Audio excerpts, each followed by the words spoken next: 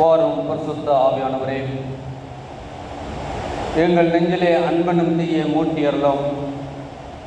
பற்பல பாசைகள் பேசுகின்ற பற்பல நாட்டினரை உம்முடைய விசுவாச உரிமைக்குள் கூட்டி சேர்த்திருக்கிற தேவர்தாமே, இந்த நாளில் நான் கேட்கின்ற வசனத்தின் மூலமாய் எங்களை உமக்கென்று பிரதிஷ்டை பண்ணிடணும். உடைய வசனமே சத்தியம் சுவாமி. ஆமென். நம்முடைய பிதாவாகிய தேவனிருந்தும் ஆண்டவராக இருக்கிற இயேசு கிறிஸ்துவும் நம் அனைவருக்கும் கிருபையும் சமாதானமும் உண்டாவதாக. கடவுளுடைய பெரிதான கிருபையினாலே இந்த ஆகஸ்ட் மாதம் 1ஆம் ஓய்வு நாளிலே மருத்துவமனையிலே இருந்து சிகிச்சை பெறக்கூடிய சூழ்நிலையை இருந்தது. ஆனால் அதே மாதம் 4ஆம் ஓய்வு நாளிலே தேவ சமூகத்திலிருந்து தேவனுடைய வார்த்தையை உங்களோடு கூட பகிர்ந்து கொள்ளும்படியாய் கர்த்தர் ஜீவனை கொடுத்திருக்கிறார். கர்த்தருக்கு நன்றி செலுத்துகின்றேன். இதனால் இந்த வாய்ப்பை கொடுத்த நம்முடைய தலைமை ஆயர் அவர்களுக்கும் நன்றியினை கூறிக்கொள்கின்றேன். அன்புக்குரியவர்களே, இந்த நாளை நாம் பார்க்கின்ற பொழுது பெந்தேகோஸ்தே திருநாளுக்கு பின் வருகின்ற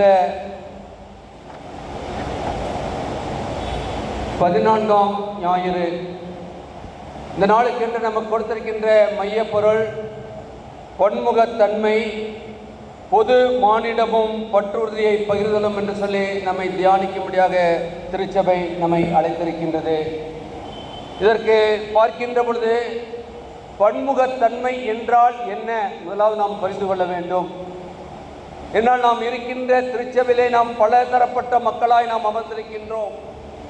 பொருளை நாம் எவ்வாறு நாம் வாழ்ந்து கொண்டிருக்கின்றோம் என்று சொல்லி நாம் சிந்தித்து பார்க்கின்ற வேளையிலே இங்கு பன்முகத்தன்மை என்று பார்க்கின்ற பொழுது இன்றைக்கு நாம் பல இன மக்களோடு கூட, பல சமுதாய மக்களோடு கூட, பல மொழி பேசுபவர்களோடு கூட நாம் சேர்ந்து வாழும் சமூகம்தான் பன்முக சமுதாயமாக இருக்கின்றது.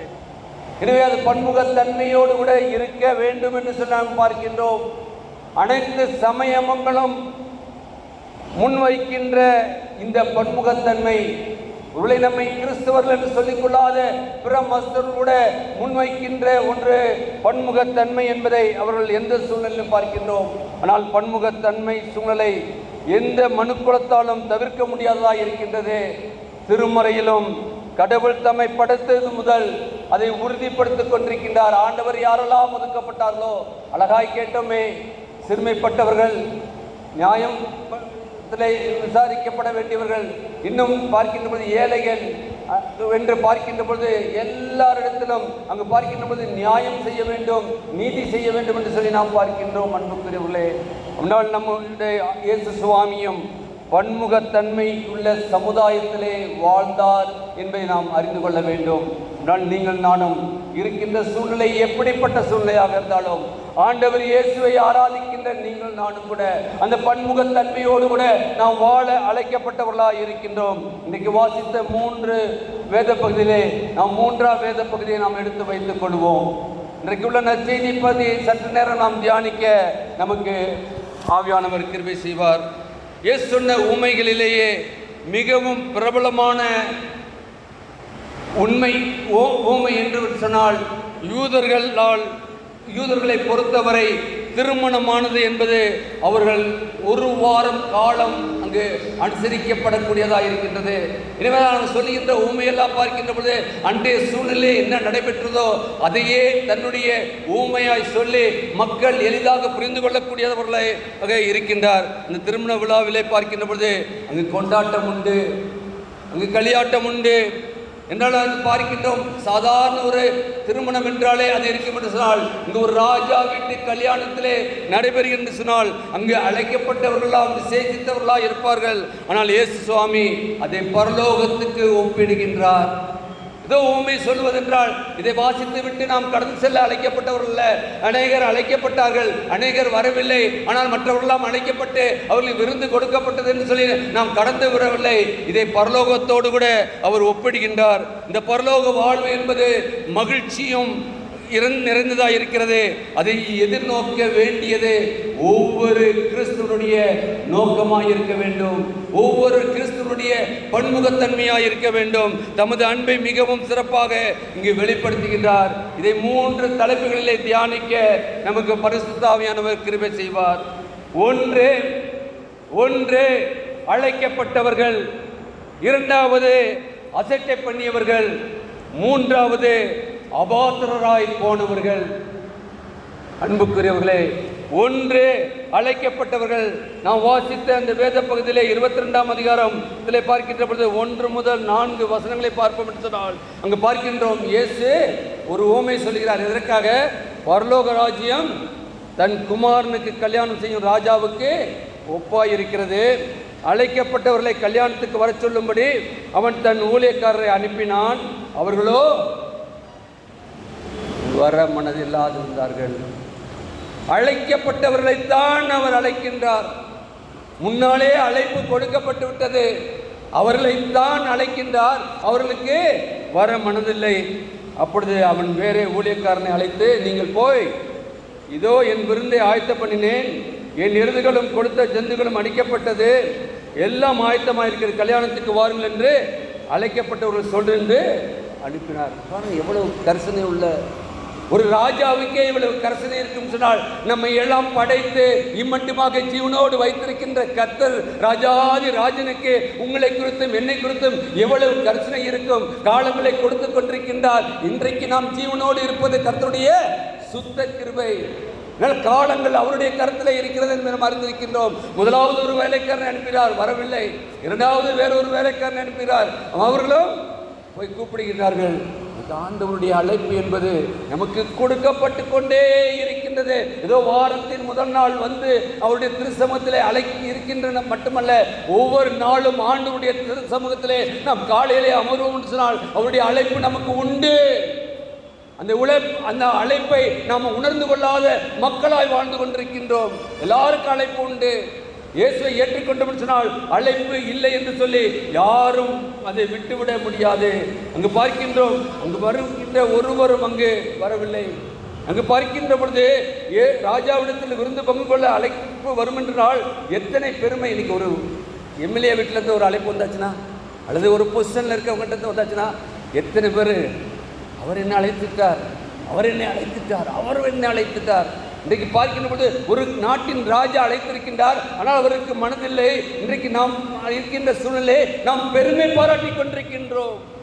நம்முடைய வாழ்க்கையிலே அழைக்கப்பட்டதின் நோக்கத்தை நாம் அறிந்து செயல்படாதபடி, அழைப்பு என்பது ஆண்டவருடைய பிள்ளைகள் எத்தனையோ லட்சம் கோடி மக்கள் இருக்கின்றார்கள். ஆனால் இன்றைக்கு நம்ம இருக்கின்ற எத்தனை மக்கள்?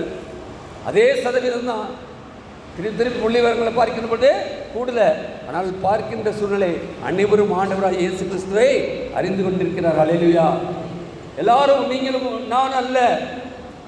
ஒரு அன்றைக்கு நான் கேட்டுக்கொண்டிருந்த பொழுது நமக்கெல்லாம் நன்கு தெரியும், கவிஞர் பர்வீன் சுல்தான் பேசுகின்ற பொழுது அவர் சொல்லுகின்றார், இந்த வேத புத்தகம் தேனிலும் தெனித்தேனிலும் மதுரமாயிருக்கிறது. இதை வாசிக்கின்ற பொழுது எத்தனையோ புத்தகத்தை நான் வாசித்திருக்கின்றேன், ஆனால் இதில் இருக்கின்ற வாழ்க்கை பாடம் என்னை வழிநடத்துகின்றது சொல்லி அனைவருக்கு முன்பாக பகிரங்கப்படுத்திக் கொண்டிருக்கின்றார். யார் யார்? ஒரு முகமதிய ஒரு ஸ்திரீ. இன்றைக்கு நாம் எத்தனை பேர் ஆண்டவருடைய வார்த்தையை பகிர்ந்து கொண்டிருக்கின்றோம்? அழைப்பு கொடுக்கப்பட்டிருக்கின்றது, நாம் மறுதலித்து கொண்டிருக்கின்றோமா, அல்லது அதை நாம் உதாசீனப்படுத்தி கொண்டிருக்கின்றோமா? அங்கு பார்க்கின்ற பொழுது அங்கு யூத தலைவர்களை பார்க்கின்ற பொழுது நாங்கள் தேவனால் தெரிந்து கொள்ளப்பட்டவர்கள். எனவே அவர்கள் அழைப்பு என்பது கிறிஸ்து மூலமாய் வந்திருக்கின்றது என்று சொல்லி மாறுதட்டி கொண்டிருக்கிறார்கள். ஆனால் ஆண்டவராகிய இயேசு கிறிஸ்து யூதர்களுக்காக மட்டுமல்ல,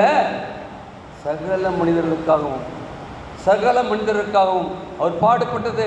சகல மனிதர்களுக்காகவும் உலகம் தோற்றம் முதல் உலகம் முடிவு மட்டுமாக, இன்னைக்கு இருக்கிற மக்களுக்கும் அல்ல, என்னைக்கு உலகம் முடிகிறதோ அது மட்டுமாக உள்ள மக்களுடைய பாவங்களை போக்கும்படியாக தன்னுடைய சிலுவையை சுமந்தார். சிலுவையிலே தன்னுடைய ஜீவனை கொடுத்திருக்கின்றார். அதன் மூலமாய் மீட்பை பெற்றிருக்கின்றோம். நாம் மட்டுமல்ல, அவர் உலகம் இன்னும் எத்தனை பேர் பிறந்தாலும் எல்லாருக்காக ஒரு ஜீவனை கொடுத்திருக்கின்றார் என்பதை நாம் அறிந்து கொள்ள அழைக்கப்படுகின்றோம். பார்க்கின்ற பொழுது மத்தேயு 11:20 சொல்கிற பொழுது, வருத்தப்பட்டு பாரம் சுமக்கிறவர்களே நீங்கள் எல்லாரும் என்னிடத்திலே வரணும், நான் உங்களுக்கு இளைப்பாறுதல் தருவேன். எவ்வளவு பெரிய அழைப்பு! இன்னைக்கு நாம் எங்கேயோ ஓடிக்கொண்டிருக்கின்றோம். நமக்கு பிரச்சனைகள் போராட்டங்கள் வந்தவுடன் யாரிடத்திலேயே ஓடுகின்றோம், யாரிடத்திலே கையேந்தி கொண்டிருக்கின்றோம். ஆனால் ஆண்டவருடைய திருச்சமூகத்திலே வந்து, ஆண்டவரே நான் வெறுமையாய் வந்திருக்கிறேன் அப்பா, உம்முடைய கரத்திலே நான் என்னை அர்ப்பணிக்கின்றேன் அப்பா, என்னுடைய காரியங்களை அறிந்திருக்கிறேன், என்னுடைய போராட்டங்களை அறிந்திருக்கிறேன், என்னுடைய வியாதிகளை அறிந்திருக்கிறேன் அப்பா, உம்முடைய கரத்திலே நான் அர்ப்பணிக்கின்றேன் என்று சொல்லி எத்தனை பேர் நாம் அர்ப்பணிக்கின்றோம்? எத்தனை பேர் அர்ப்பணிக்கின்றோம்? அழைப்பு கொடுக்கப்படுகின்றது. நாம் இங்கே பார்க்கின்ற பொழுது அவருக்கு வர மனதில்லை. இன்னைக்கு அநேகர் சத்தியத்தை கேட்கிறார்கள், சத்தியத்தின்படி வாழ முடியவில்லை என்றால் சத்தியத்தை அறிவீர்கள். சத்தியம் என்ன செய்யும்? உங்களை விடுதலையாக்கும். சத்தியத்தை அறிந்து கொண்டு வந்தால் நாம் விடுதலை பெற்று விடுவோம். விடுதலை பெற்று விட்டு எல்லாரையும் சகோதரர்களாக சகோதரிகளாக நாம் அரவணைத்து செல்கின்ற அந்த வாழ்வு வாழ வேண்டும். யாரெல்லாம் துன்பப்படுகிறார்களோ ஆண்டவர் சென்றது போல நீங்கள் நானும் செல்ல வேண்டும். எனவே நீங்கள் நானும் அன்புக்குரியவர்களே, அங்கே போய் ஏசாயா தீர்க்கதரிசி புத்தகத்தை எடுத்து பார்க்கின்ற போது அங்கு சொல்கின்ற வார்த்தை எடுத்து வாசிக்கலாம். ஏசாயா 55 1 முதல் 3 வசனங்கள்.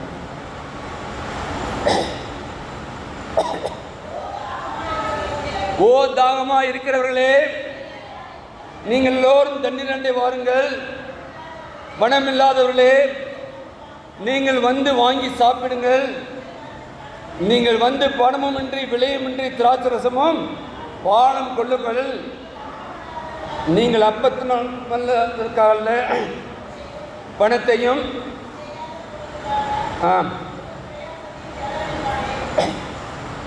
வாசிங்க. அப்பொழுது உங்கள் ஆத்மா கொழுப்பான பதத்தினால் மகிழ்ச்சியாகும். உங்கள் செவியை சாய்த்து என்னிடத்தில் வாருங்கள், கேளுங்கள், அப்பொழுது உங்கள் ஆத்மா பிழைக்கும். தாவீதுக்கு அருளிய நிச்சயமான கிருபையை உங்களுக்கு நித்திய உடன்படிக்கையாய் ஏற்படுத்தினேன். அல்லேலூயா, அல்லேலூயா. ஆண்டவர் எவ்வளவு பெரிய அழைப்பை கொடுக்கின்றார். இன்றைக்கு நாம் சரீரத்தை குறித்து நாம் கவலைப்பட்டு கொண்டிருக்கின்றோம். ஐயோ, என்னுடைய வாழ்க்கையிலே சரீரத்தில் இந்த பலவீனம் உண்டு என்று சொல்லி பார்த்து நாம் கவலைப்பட்டு கொண்டிருக்கின்றோம். ஆனால் ஆத்மத்தை குறித்து ஆண்டவர் தாகமுள்ளவராய் இருக்கின்றார். ஆத்ம தாகம் யாரிடத்தில் இருக்கின்றதோ ஆண்டவர் அவரோடு கூட கிரியை செய்கின்றவராய் இருக்கின்றார். அவரோடு கூட அவர் வாசம் பண்ணுகின்றவராய் இருக்கின்றார். ஆவியானவர் எங்குண்டோ அங்கு விடுதலை உண்டு என்று பார்க்கின்றோம். இங்கு பார்க்கின்ற பொழுது உங்கள் ஆத்மா கொழுத்த பதார்த்தத்தினால் மகிழ்ச்சியா. கொழுத்த பதார்த்தம் என்ன? அவருடைய வசனம் தான். நம்முடைய வாழ்க்கையிலே விசுவாசத்தோடு கூட அவருக்கு என்று நாம் நிலைக்கின்றவர்களாய் இருக்க அழைக்கப்படுகின்றோம். அன்புக்குரியவர்களே, நிச்சய உடன்படிக்கையான அங்கு பார்க்கின்றோம். அருளின நிச்சயமான கிருபைகளை உங்களுக்கு நித்திய உடன்படிக்கையாய், நித்தியமா, அது அழிந்து போகாது. நம்முடைய பழைய ஏற்பாட்டில் பார்த்துன்னு சொன்னால் ஆண்டவராகிய தேவன் நம்முடைய முற்புதாக்களில் என்ன உடன்படிக்கையெல்லாம் செய்தாரோ அங்கே சொல்லின்ற பொழுது என்ன சொல்றாரு? உடன்படிக்கை நினைத்தருளினார். அடிக்கடி வரும். நம்ம நினைக்கிறோமோ இல்லையோ, நம்முடைய முற்புதாக்கள் நினைத்தார்களோ இல்லையோ, அதை கொடுத்த கர்த்தர் அதை நினைத்து நினைத்து அவர்களை ஆசீர்வதித்தார். எந்த வயதிலே அவர்களுக்கு எந்த ஆசீர்வாதத்தை கொடுக்க வேண்டுமோ கொடுத்தார் என்று பார்க்கின்றோம். அன்புக்குரியவர்களே, நம்முடைய அழைக்கப்பட்டவர்கள் என்று சொல்லி நாம் இருக்க அழைக்கப்படுகின்றோம். இரண்டாவதாக அசட்டை பண்ணப்பட்டவர்கள். 5 முதல் 8 வசனங்களை பார்க்கின்ற போது 22ஆம் அதிகாரத்தில் அழைக்கப்பட்டவர்களோ என்ன பண்ணாங்க? அதை அசட்டை பண்ணி ஒருவன் தன் வயலுக்கும் ஒருவன் தன் வியாபாரத்துக்கும் போய்விட்டார்கள். மற்றவர்கள் அவன் கூலிக்காரனை பிடித்து அவமானப்படுத்தி கொலை செய்தார்கள். ராஜா அதை கேள்விப்பட்டு கோபமடைந்து தன் சேனைகளை அனுப்பி அந்த கொலைபாதகர்களை அழித்து அவர்களை பட்டணத்தை சுத்திகரித்தான். அப்பொழுது அவன் தன் ஊழியக்காரனை நோக்கி, கல்யாண விருந்து ஆயத்தமாயிருக்கிறது, அழைக்கப்பட்டவர்களோ அபாத்திரனாய் போனார்கள். அன்புக்குரிய திருச்சபை மக்களே, அங்கு பார்க்கின்றோம் கல்யாண விருந்துக்கு ஆயத்தமாயிருக்கிறது. அழைக்கப்பட்டவர்கள் விருந்து ஆயத்தமாயிருக்கின்றது. விருந்து என்ன? நம்முடைய ஆத்ம பலத்தை கர்த்தர் கொடுக்க சித்தமுள்ளவராயிருக்கிறார். அவருடைய வசனத்தை கொடுத்து நம்மை தேற்ற சித்தமுள்ளவராயிருக்கின்றார். ஆனால் நீங்கள் நானும் அதற்கு தயாராக இல்லை. பார்க்கின்ற பொழுது லூக்கா 14ஆம் அதிகாரத்தில் இதே மாதிரி ஒரு இது வருகிறது. லூக்கா 16 முதல் 21 வசனங்கள் வாசிக்கலாம்.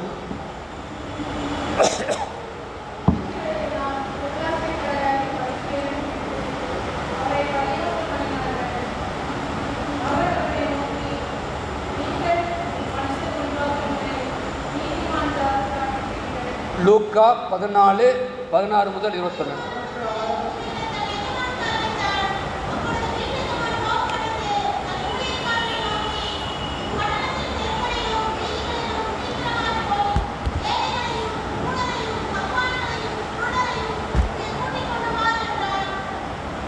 பார்த்தீங்களா? இங்கே ஒரு அழைப்பு, மத்தேயுவிலே மட்டுமல்ல லூக்காவில் சொல்லப்படுகிறது. ஒரு பெரிய விருந்துக்கு அங்கே அழைப்பு விடப்படுகிறது. அங்கே அழைக்கப்பட்டவர்கள் போய் எல்லாம் ஆயத்தம் இருக்கு வாருன்னு சொன்னோம்னு அவர் எல்லாரும் போக்கு சொல்ல தொடங்கினார்கள். இன்னைக்கு நம்ம இத்தனை போக்கு சொல்லிக்கிட்டு இருக்கோம், எவ்வளவு அசட்டை பண்ணி கொண்டிருக்கின்றோம். ஆண்டவருடைய வார்த்தையை காலாகாலமாய் கேட்டுக்கொண்டு பிறந்தது முதல் இன்றைக்கு நம்முடைய வயது என்ன இருக்கின்றதோ கேட்டுக்கொண்டு அசட்டை பண்ணி கொண்டிருக்கின்றோமே. ஆண்டவர் உங்களுக்காக எனக்காகவா அசட்டை பண்ணப்பட்டவராய் கல்வாரியிலே தொங்கினார்.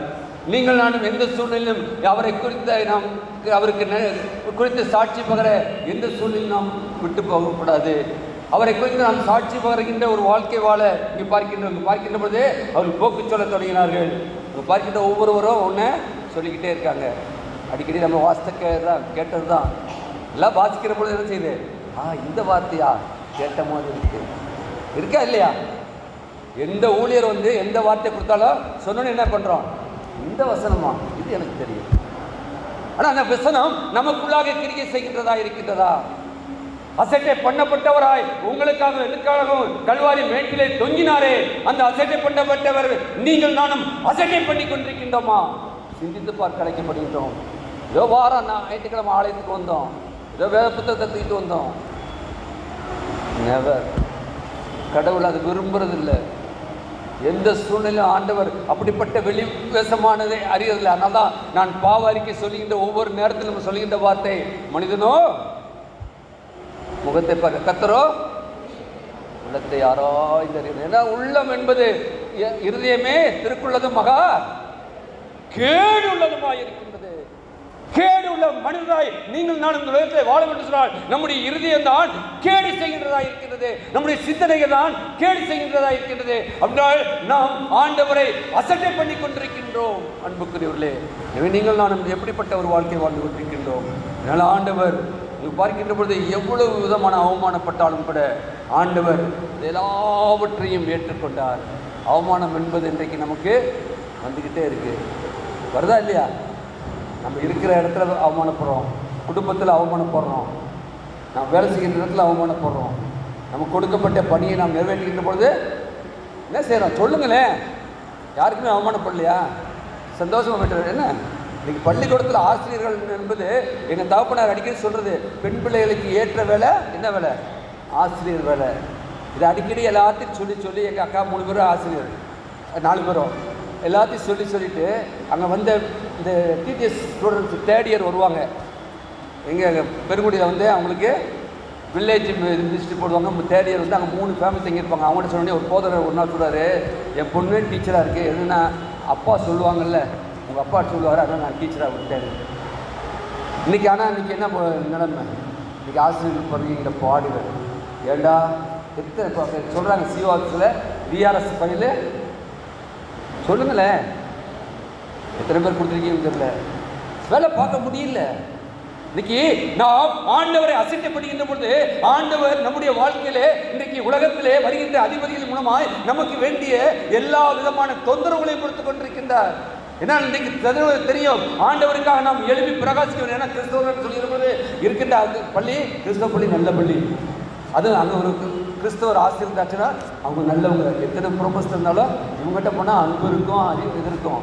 அப்படி பெயர் வாங்கின கிறிஸ்தவத்தில் இன்றைக்கு நாம் அசட்டை பண்ணப்பட்டவர்களாக இருக்கின்றோம். ஏனென்றால் நம்முடைய செயல்பாடுகளே இன்றைக்கு மற்றவர்கள் பார்த்து முகம் சுளிக்கக்கூடியதாய் வாழ்ந்து கொண்டிருக்கின்ற எத்தனை பேர் உண்டு இன்னைக்கு. அதனால தான் இன்னைக்கு என்ன ஆர்டர் மேலே ஆர்டரு, இன்னைக்கு காலையில் போனால் ஒரு ஆர்டரு, சாயங்காலம் அது இன்னைக்கு வில்லேஜில் இருக்கிற எல்லா டீச்சரும் என்ன வச்சுருக்கணும், ஃபோன் வச்சுருக்கணும். அவங்களுக்கு எந்த நேரத்தில் மீட்டிங் கொடுத்தாலும் அவங்க போகிறது ரெடியாக இருக்கிறாங்க. ஆனால் எந்த வசதியும் வைஃபைக்கு வசதி கிடையாது, ஒன்றும் கிடையாது. ஆனால் வைத்திருக்க வேண்டும்.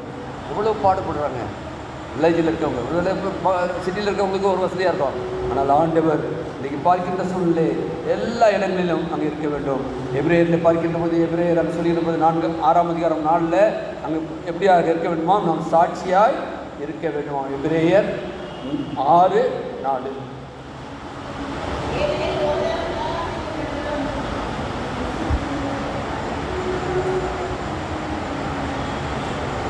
ஆறாம் அதிகாரம் 4.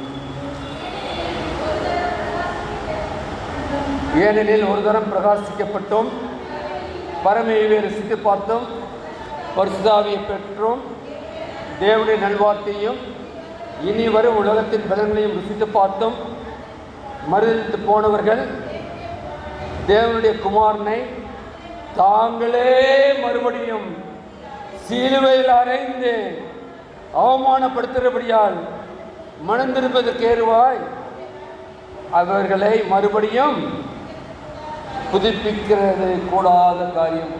பாருங்க எவ்வளவு பெரியது. இப்ரேயர் சொல்கின்ற பொழுது ஆண்டவரை நாம் மறுதலிக்கின்ற பொழுது தேவனுடைய குமாரனை நாமே மறுதலிக்கின்றோம். தேவனுடைய மனுஷனை இந்த சிலுவையிலே அறைந்தவரை நாம் அவமானப்படுத்துகிறவராக இருக்கிறோம் என்பதை நாம் பார்த்து கொள்ள வேண்டும். நீங்கள் அசட்டை பண்ணுகின்ற சூழ்நிலை வருகின்ற பொழுது ஆண்டவரே உங்களுடைய திருச்சபத்தில் நான் வந்திருக்கின்றப்பா, உங்களுடைய பிள்ளையாய் நான் வாழ்கின்றேனப்பா, என்னுடைய சூழ்நிலையில் அறிந்திருக்கிறீர், என்னுடைய எந்த சூழ்நிலும் நான் உன்னை அசட்டை பண்ணாதபடி வாழ எனக்கு கிருபை தாரும் என்று சொல்லி அவருடைய பாதம் ஒன்றே போதும் என்று படிக்க விடும். மனுஷனை நம்பாதீங்க.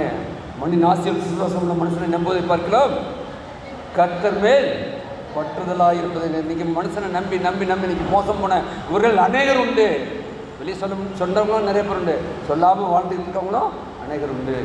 மூன்றாவதாக அபாத்திரராய் போனார்கள். யார் அபாத்திராய் என்பதற்கு அந்நியராய் என்று பொருள். அந்நியராய் போனார். அபாத்திரர் என்று சொல்லியிருப்பது அந்நியராய், ஆண்டவருடைய பிள்ளையாய் இருந்தவர்கள் அந்நியராய் போய்விட்டார்கள். அந்நியராய் போகும் சொன்னால் அது எவ்வளவு பரிதபிக்கக்கூடிய வாழ்க்கை. அவருடைய வருகையிலே நாம் அந்நியராய் இருப்போம் சொன்னால் ஆண்டவருடைய வருகையிலே அவருக்கு முன்பாக நிற்கக்கூடிய மணவாட்டியாய் அல்லவா நாம் இருக்கின்றோம். மணவாளன் வர இருக்கின்றார். மணவாட்டியாக திருச்சபையிலே அங்கமாக இருக்கின்றோமே. அந்த திருச்சபை என்பது மணவாட்டியாய் ஜோடிக்கப்பட்டதாக இருக்க அழைக்கப்பட்டதாக இருக்கிறது. எனவே அந்நியராய் இருக்கின்றோம். கல்யாண வீட்டிற்குள் பிரவேசிக்க வாய்ப்பு இழந்து போனார்கள். இனிமேல் நான் வருகிறேன் என்று சொன்னாலும் அனுமதிக்கக்கூடாது. ஏனெனில் ஏற்கனவே அசட்டை பண்ணப்பட்டு விட்டவர்களால் இங்கே நம்முடைய வாழ்க்கையிலே அவரோடு கூட இருக்கின்றவர்களாக இருக்க அழைக்கப்படுகின்றோம். மத்தேயுவிலே பார்க்கின்ற பொழுது மத்தேயு 23ஆம் அதிகாரம் 37, 38, 39 வசனங்களில் இயேசு சுவாமி எருசலேமை பார்த்து என்ன சொல்லுவார்? எருசலேமே எருசலேமே,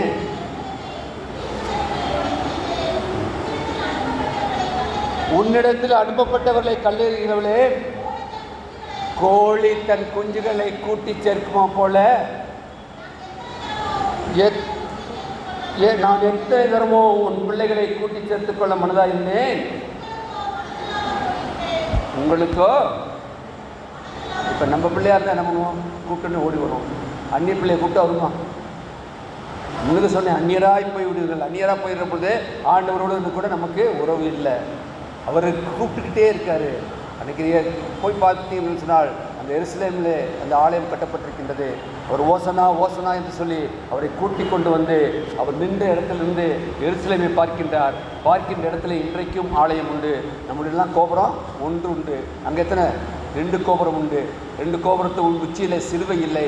அங்கே ஒரு 2 கண்ணீர் துளிகள் உண்டு. இன்றைக்கும் நீங்கள் போனால் அங்கே பார்க்க முடியும். அங்கிருந்து ஆண்டவர் எருசலேமை பார்த்து கண்ணீர் விட்டார். கோழி தன் குஞ்சுகளை கூட்டி சேர்க்கும் வண்ணமாய் எத்தனை முறை பிள்ளைகளை சேர்க்க சித்தமாயிட்டேன். உனக்கோ மனதில்லாகின்றது. நான் மனதில்லாத ஒரு சூழ்நிலையிலே இருக்கும் என்றால் நாம் அந்நியராய் போய்கொண்டிருக்கின்றோம். அந்நியராய் போனார்கள் என்று பார்க்கின்றபோது நாம் எப்படி இருக்கின்றோம் என்று நாம் சிந்தித்து பார்க்க அழைக்கப்படுகின்றோம்.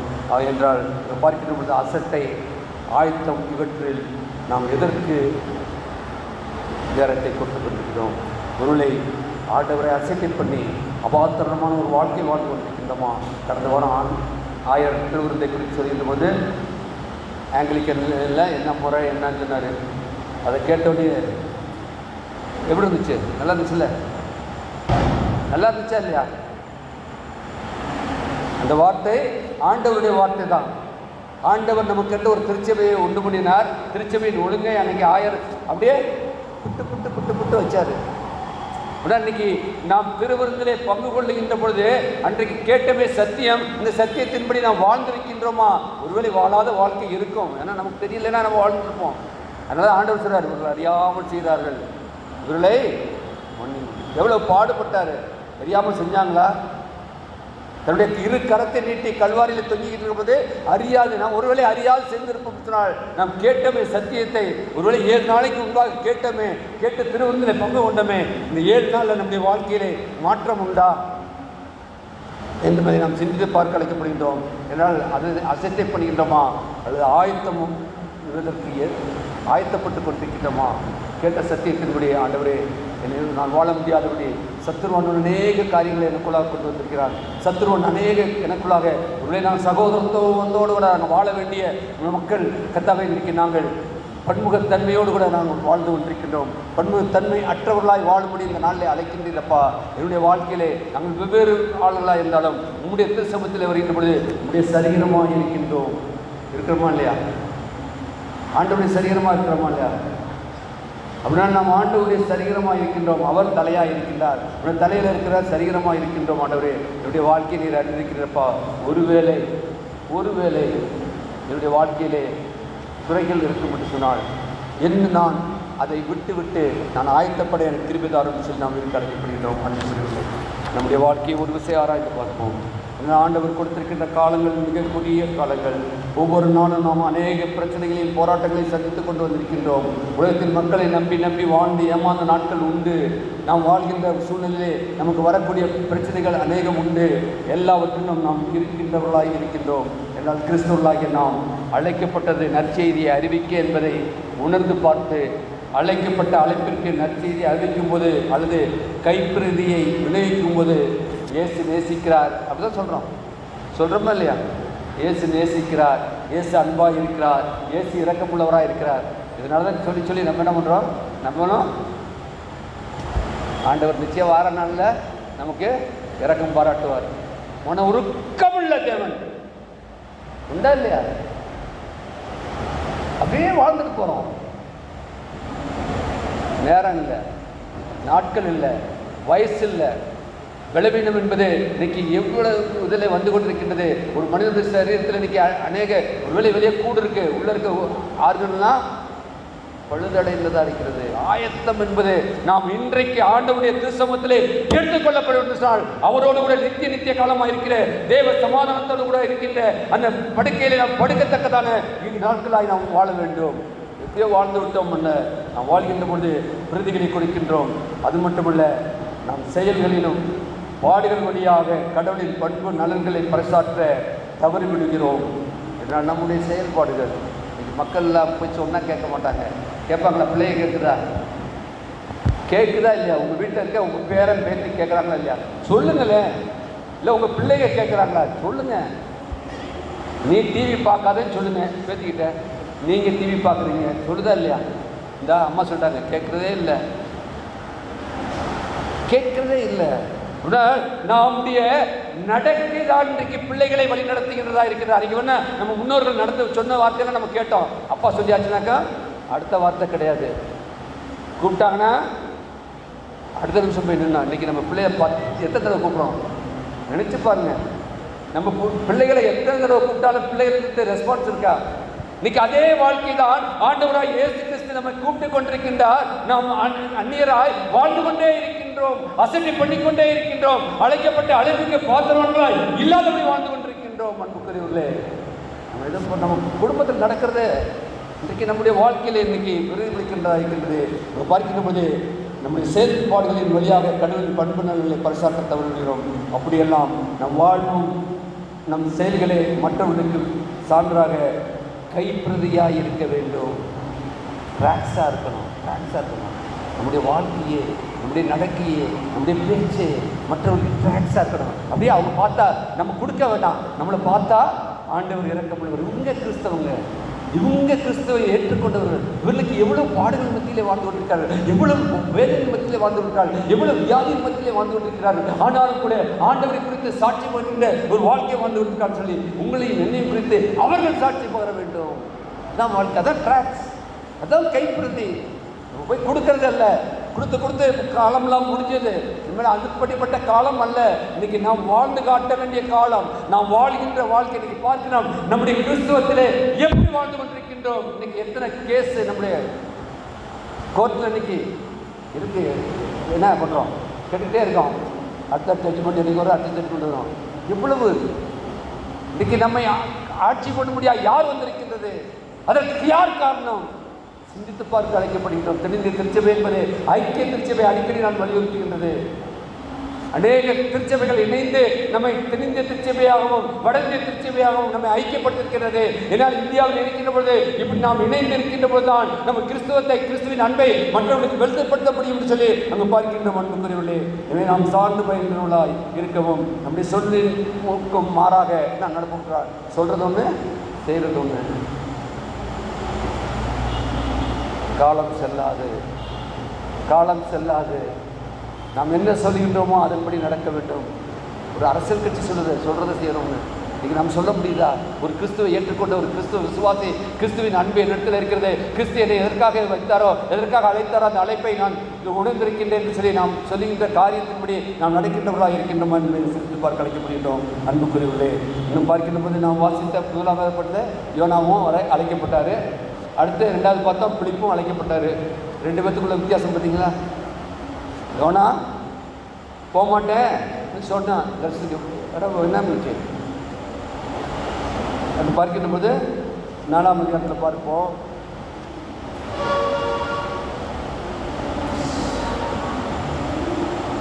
நாலாம் அதிகாரத்தில் பார்க்கின்ற போது அவர் என்ன பண்ணுறாரு? நினைவுக்கு போய் சொல்கிறாரு. சொன்னோன்னே ஆண்டவர் என்ன சொல்கிறார்? மன இறக்கம் உள்ளவர். அவர் என்ன சொல்கிறார்? உடனே அங்கே தானாவசனம் சொல்லுது, நீ எரிச்சலாக இருக்கிறது ஏன்? ஆண்டவர் மன உருக்கம் உள்ள தேவன். என்ன பண்ணுறாரு? அவங்க கேட்ட மாத்திரத்தில் எல்லாரும் தன்னுடைய எல்லா பன்முகத்தன்மையை விட்டு ராஜா சொல்லிட்டாருன்னு சொல்லி எல்லாரும் உபவாசம் இருந்தாங்க. அதை பார்த்த கர்த்தர் மனதுருகி அவர்களுக்கு அழிப்பேன்னு சொல்ல அழிக்காம விட்டாரு. ஆனால் இங்கே என்ன பண்ணுறாரு? யோனா ஒன்று எனக்கு தெரியும், முன்னாலே தெரியும், அதனால் எரிச்சல் அடைகிற பொழுது அங்கே பார்க்கின்றோம், ஏன் எரிச்சலாக இருக்கிறாய் கர்த்தர் கேட்கின்றார். ஆனால் அதே இதில் பார்க்கின்ற பொழுது 2வது படமாக வாசித்த பொழுது பிலிப்பு என்ன செய்கிறாரு? அங்கே வராரு, வண்டியில் ஏறுறாரு. ஞானஸ்தானம் அவருடைய வார்த்தை கேட்ட மாத்திரத்திலே ஞானஸ்தானம் பெற வேண்டும். அன்றைக்கு பவுலும் சீலாவும் சிறைச்சாலையில் இருந்து வந்த மாத்திரத்தில் சிறைச்சாலை தலைவன் என்ன பண்ணான்? ஆண்டவரை ஏற்றுக்கொண்டான், ரட்சிக்கப்பட்டான் என்று பார்க்கின்றோம். இன்றைக்கு அதே மாதிரி தான் நம்முடைய வாழ்க்கையிலே நம் 2 பேர் அழைக்கப்பட்டவர்கள் தான். ஆனால் 2 பேருடைய வித்தியாசத்தை பாருங்க. உங்கள் எரிச்சலில் அடைகிறான். ஏன்னா ஆண்டவர் இறக்கப்பட்டுறாரு. அவர்களை அநியாயமாய் அவர்களுக்கு இங்கே பார்க்கிற போது உங்கள் சொல்ல ஆண்டவர் அதுக்கு ஒரு நல்ல வசனம் சொல்கிறார். என்ன சொல்கிறாரு? ஒரு வார்த்தை, வலது கைக்கும் இடது கைக்கும் வித்தியாசம் 1,20,000 பேருக்காக நான் பரிதபிக்காமல் இருப்பேனோ, உங்களுக்காக எனக்காக இன்னைக்கு பரிதபிக்கிற தேவன் பரிதபித்துக் கொண்டிருக்கின்றார். இன்றைக்கும் பிதாவின் வலது பாசத்திலே உங்களுக்காக எனக்காகவும் பரிதபித்துக் கொண்டிருக்கின்றார். பெருமிச்சுகளோடு வேண்டுதல் செய்து கொண்டிருக்கின்றார். என்னுடைய பிள்ளைகள் என்னுடைய அழைப்பை மறந்து விட்டார்களே, அசட்டை பண்ணி கொண்டிருக்கிறார்களே, அபாத்திரராக இருக்கிறார்களே, இன்றைக்காவது ஆண்டவரே அவர்களுடைய உள்ளத்திலே நீர் பேசும் ஆவியானவரை அனுப்பும் ஆண்டவரே. அனுப்பி அவர்களுக்குள்ளாக நீர் கிரிகை செய்யும் ஆண்டவரே. வரக்கூடிய நாட்களிலே அவர்கள் இருக்கின்ற இடங்களிலே பன்முகத்தன்மையோடு கூட வாழத்தக்கதான ஒரு வாழ்க்கை வாழவும் அவர்களுக்கு வேண்டிய பற்றுவதை நீர் கொடும் என்று சொல்லி ஆண்டவர் இன்றைக்கு பெருமிச்சோடு வேண்டுதல் செய்து கொண்டிருக்கிறார். அப்படின்றால் நீங்கள் நான் முற்றிலுமாக அவருடைய கருத்திலே அர்ப்பணிப்போம். அப்படிப்பட்ட ஒரு வாழ்க்கையை நீங்கள் நான் வாழ உங்களுக்கு எனக்கு பரிசுத்தாவியார் நம்மை கிருபையும் முத்தாசையும் செய்வாராக. ஆமென். ஜெபம் செய்வோம். மகா கிருபையும் இரக்கமுள்ள கர்த்தாவே, நீர் எங்களை கிருபையாய் கொடுத்த உள்ள வார்த்தைக்காக நன்றியோடு மெத்திருக்கிற பஸ்திருக்கிறோம். வார்த்தைகளை நாங்கள் கேட்டவர்களாய் மட்டுமல்ல ஆண்டவரே, வார்த்தையின்படி நாங்கள் நடக்கின்றவர்களாய் மாற்ற எங்கள் ஒவ்வொருவருக்கு நீர் கிருபையுமாய் ஜெபிக்கிறோம்ப்பா.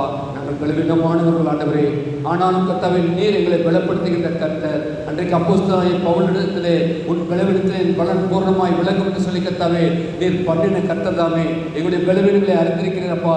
எந்த சூழ்நிலையிலும் கர்த்தாவே நாங்கள் அழைக்கப்பட்ட அழைப்புக்கு பார்த்தவர்களாக இருக்கவும், நாங்கள் உண்மை அசட்டை பண்ணாதபடி அபாத்திரராய் அந்நியராய் நாங்கள் போய் விடாதபடி கர்த்தாவே வந்திருக்கிற எங்கள் ஒவ்வொருவரையும் உடைய வல்லக்கரம் நீட்டி தொடும் ஆண்டவரே, தொட்டு ஆண்டவரே உடைய பிரசனத்தை எங்களுக்குள்ளாக நிரப்ப வேண்டுமா ஜெபிக்கிறோம். நாங்கள் வெறுமையாக இருக்கின்றோம் அப்பா. நிரம்பி வழியின் பாத்திரமாய் வந்திருக்கிற ஒவ்வொருவரையும் இந்த நேரத்தில் நீர் வணைய வேண்டுமா ஜெபிக்கிறோம். தாழ்த்தி உடைய கருத்தில் ஏற்படுகின்றோம். பொறுப்படுத்திக் கொள்ளும் வழிநடத்தும் எல்லா துதி கடமையும் அளிக்கின்றோம். மீன் பெரிய ஜெபிக்கிறோம் நல்ல பிதாவே. ஆமென். ஆமென்.